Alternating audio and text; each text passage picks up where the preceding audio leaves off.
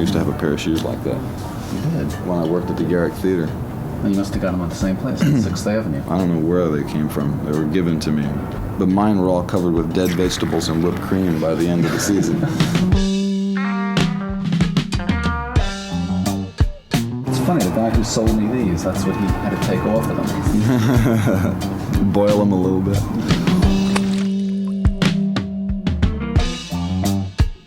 For a long time, you'd been in New York, and then went to L.A. Why? What's... I served my time in New York. What do you mean? I didn't like it that much while I was here, and I'd like California a lot better. It was so depressing during the time I was here. I really hate to come back. I don't know, I always find L.A. and New York sort of similar, and it's like the same hustles going down in both places. Ain't no hustle where I live. I got a place with a bunch of trees around it, some space. I don't have to shuffle around the street and walk over people who have pissed all over themselves and are laying down there in the gutter, and policemen coming along beating them on the legs, screaming at them to get up, and dogs shitting all over the place. It's just a little different in Los Angeles. I'm wondering if, in your touring around, whether you've started to notice something, a kind of more political consciousness of the audiences. That's superficial. Yeah? Yeah, I really believe that. It's as superficial as their musical consciousness. It's just another aspect of being involved in the actions of their peer group.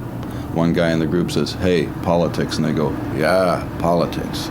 Or they go, "Grand Funk Railroad," and they go, "Yeah, Grand Funk Railroad." It's the same thing. And you don't see really any real change that's gone down? Sure, I see a lot of changes, but I think that they're all temporary things, and any change for the good is always subject to cancellation upon the arrival of the next fad. And the same thing with any change for the worst. You have a nation of people who are waiting for the next big thing to happen. How about before each concert, though? Do you have to get yourself up to do it? Do you think, oh, God, those idiots out there? No, I don't think, oh, God, those idiots out there, until I find out they're idiots, you know. I give them the benefit of the doubt. This is just something from out of left field. The whole women's lib thing. Yeah.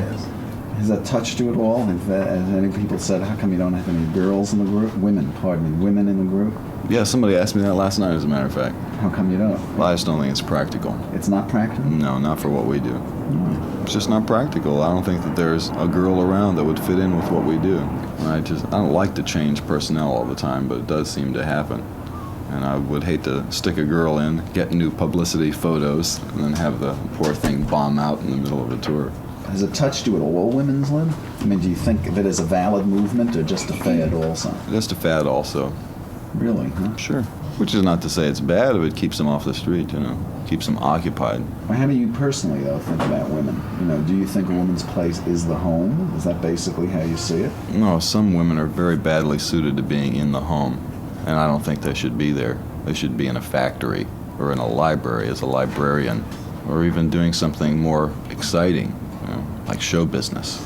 Women are different, you know. Each one has their own sort of qualification. I hate to think of women as a big group because you can't judge them that way. But in most instances, I find out that they're just really stupid people. They just happen to wear dresses. Why do you think America is so fad crazy then? Because you seem to see everything in terms of fads. I think that's a reasonable way to look at it, because it doesn't have any real sort of values, you know. And the fad provides you with a temporary occupation for your imagination. Really, it doesn't have any real culture.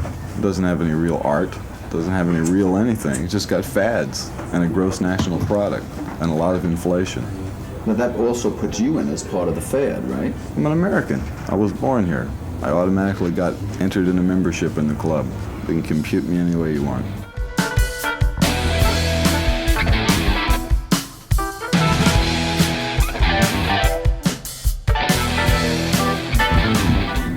Is there anything else you want to... I always feel whenever I'm interviewing you that we hit some kind of a dead end. Remember that interview a couple of years ago? As a matter of fact, I don't. We hit some kind of a similar dead end at that point because I don't know, you just seem so down on so many things. No, I have a good time.